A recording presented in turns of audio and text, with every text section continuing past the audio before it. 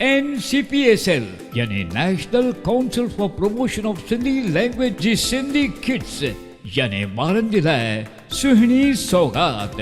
तव्हां ॾिसी सघो था सिंधी एनिमेटेड फिल्मूं सिर्फ़ NCPSL ऐप ते। तव्हां ॾिसी सघो था मम्मीअ सां, पप्पा सां, दादा सां, दादीअ सां अचो त ॾिसूं सुहिणी Sindhi colourful animation cartoon series. सियाणो तेनाली रमन जी सियाणप। जहिड़ी तरह उत्तर भारत में बीरबल जा किस्सा मशहूर आहिनि, ओड़ी तरह ॾखण भारत में तेनाली रामन जो मिसाल भी मशहूर आहे। तेनाली रामन ॾखण भारत में विजयनगर राज्य जे दरबार में वॾो विद्वान हो। उन वक़्तु विदुषा यानी वॾो विद्वान उनखे चयो वेंदो हो जेको हाज़िर जवाबी हुजे ऐं विंद्र जूं ॻाल्हियूं ॿुधाए ऐं माण्हुनि खे विंदराए। उन्हनि जो असली नालो हो रामन, लेकिन हू तेनाली निवास जो निवासी हुअण जे करे माण्हू उनखे तेनाली रामन चवंदा हुआ। हू तेलुगु ॿोलीअ जो वॾो कवि बि हो। तेनाली रामन पंहिंजे अकुल सां ॾुखे में ॾुखे सुवाल जो जवाबु तमामु सवलाई सां ॾेई सघंदो हो। अखरनि जो विचित्र जवाबु कढी माण्हुनि खे अजब में विझी छॾींदो हो। हिकु दफ़े जी ॻाल्हि आहे, राजा कृष्ण देव जे दरबार में हिकु विद्वान ब्राह्मण आयो। महाराज, मां ॿुधो आहे तव्हांजे दरबार में हिक खां वधीक वॾा विद्वान आहिनि।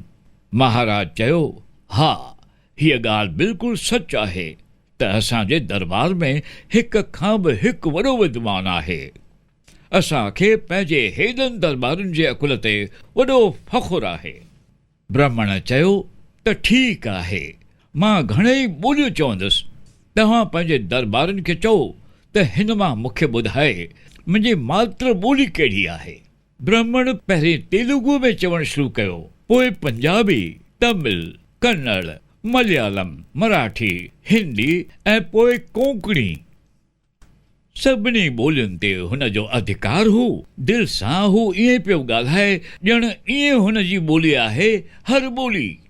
सभु दरबारी हिक ॿिए जो मुंहुं ॾिसण लॻा। हू इहो सम्झी न पिया सघनि त हुन जी ॿोली कहिड़ी हूंदी।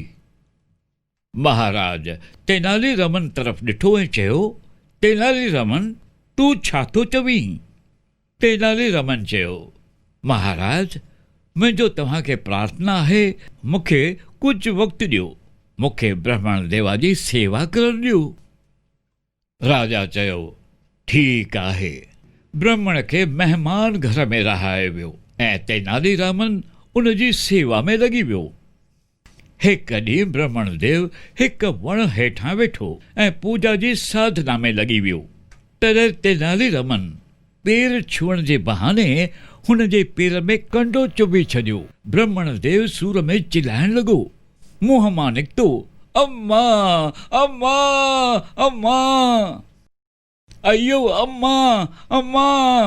तेनाली रामन हुन खे माफ़ी चयो ऐं तुरंत हुन जो इलाज कयो। ॿिए ॾींहुं तेनाली राम दरबार में आयो ऐं राजा खे चयो, महाराज, ब्राह्मण देव खे दरबार में घुरायो। अॼु मां हुन जे सुवाल जो जवाबु ॾींदुसि। ब्राह्मण देव दरबार में हाज़िर थियो। तॾहिं तेनाली राम साहिब चयो, ब्राह्मण साहिब जी मादिरी ॿोली आहे तमिल। इहो ॿुधी सभई दरबारी अजब में पइजी विया।